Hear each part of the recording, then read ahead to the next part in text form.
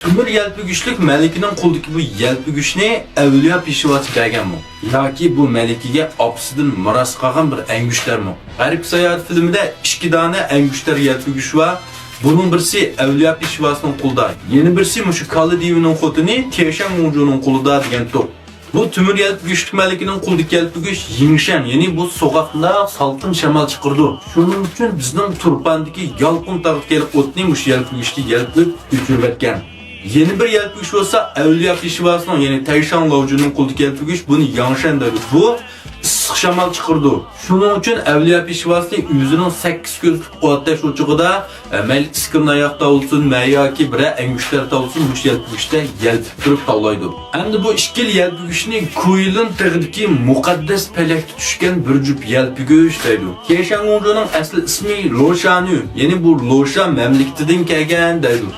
Lekin bu yerga asar qarsak, Loshan mamlakati asosan tilga ilinmaydi.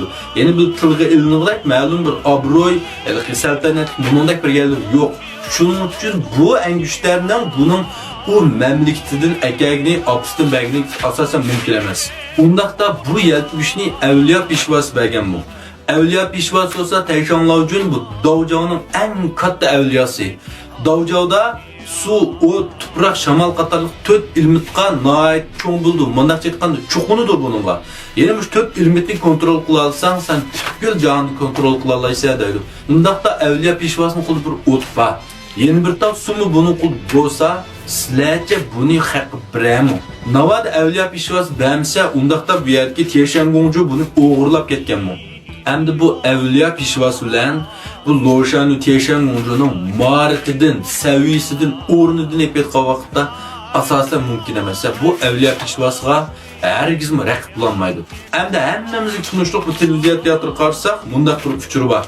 Bular Turpan yolqintoqqa kelgandan keyin Sunukun Kali devining siyosiga o'zgarib, Teshan Gongjuning qishiga kirib bu yelpi güchni so'raydi. Yelpi güchni qo'liga ep bo'lgandan keyin bu kishi turgan qandoq ishlatishni uqmay Teshan Gongjudan so'raydi. Bu yelpi güchning maxfiy nomeri nechidir? Qandoq etib ishiltma buni degan keyin bu yerga Teshan Gongju, "Voy begim, siz bu o'lkaga 2 yil bular bo'lmay bu oilamizning ta'vargining maxfiy nomerini unutib qoldimi?" deydi.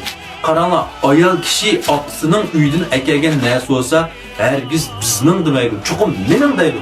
Muqarrarg'i bu. Faqat bu angushlar shu Kali devining jamiyatidan qolg'ashqa, shuning uchun bizning deyotdi.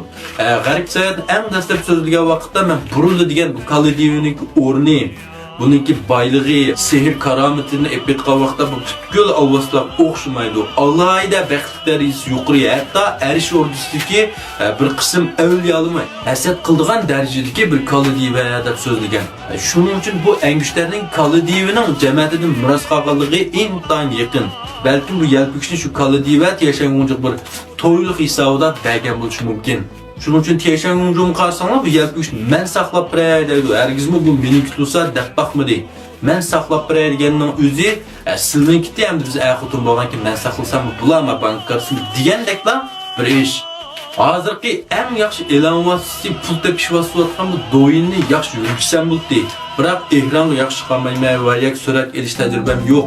Biz kompyuterning oldida o'tiriblar, men bir yaxshi do'yin mang'usam bo'ldi deganlarga yangicha do'yin yurgizish, karton film orqali do'yin yurgizish. Undaq men karton film ishlashni bilmasam, buning uchun Uyg'ur tilidagi nihoyat yaxshi tushunishli intayin oson bo'lgan bir karton film darsini olib keldim.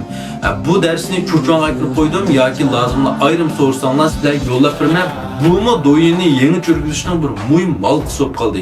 Menimcha dastlab fursatni tutamaganlar mush fursatni chin tutish lozim deb o'ylayman. Rahmat.